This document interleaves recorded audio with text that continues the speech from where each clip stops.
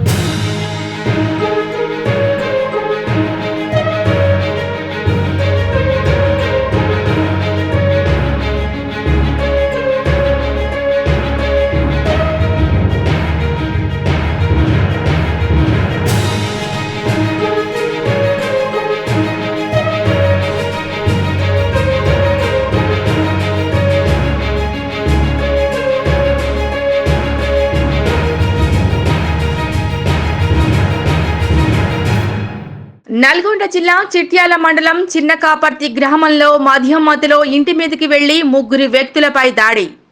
గాయపరిచిన వారు రుద్రవరపు భిక్షం, సాయి, మహేష్ ప్రాథమిక సమాచారం.